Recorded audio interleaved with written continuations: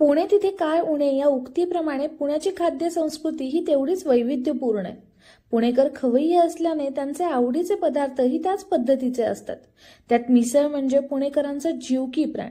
2019 मध्ये सुरू झालेलं थोरात बार्बेक्यू मिसळ हे असंच नाविन्याने पुणेरी मिसळचं प्रतिनिधित्व करते। थोड्याच काळात त्यांनी पुणेकरांची पसंती जपली आहे। लोकांची गर्दी एवढी की इथल्या मिसळसाठी वेटिंगला थांबावं लागतं।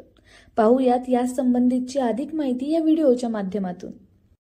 नमस्कार, मी दीपक थोरात बार्बेक्यू मिसळ 2019 ला मी सुरुवात केली आहे। एक महाराष्ट्रीयन स्नॅक्स आपल्या लोकांसमोर घेऊन यायचा प्रयत्न होता आणि त्यातून तो कशा पद्धतीने द्यायचा, काय द्यायचं याच्यावरती विचार करता मी मिसळ सिलेक्ट केली आणि आपल्या ग्राहकांना तो त्यांच्या पद्धतीने खाता यावा यासाठी बार्बेक्यू मिसळ ही कन्सेप्ट मी मिसळमध्ये आपल्याकडे 4 प्रकारमध्ये पुणेरी आहे जी थोडी आंबटगोड आहे, जैन आहे, कोल्हापुरी आहे, कोल्हापुरी जास्त स्पायसी आहे आणि एक नाशिकची काळा मसालामध्ये एक रस्सा आपल्याकडे आहे।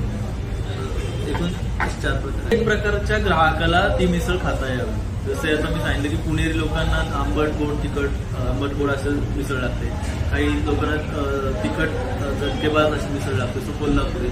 जैन वर्गासाठी जैन मिसळ सिलेक्ट केली। मिसळमध्ये नाशिकला फार मोठ्या प्रमाणात मिसळ आहे, तर त्याच्यामध्ये त्यांच्याकडे काळ्या मसाल्यामध्ये मिसळ दिली जाते, सो ती मिसळ आपण इथे एकूण 4 मिसळ तुमच्या हे ठिकाण प्रसिद्ध आहे तिथल्या 4 पद्धतींच्या मिसळ रस्स्यांसाठी, जे तुम्हाला 100 रुपयापासून भेटतील।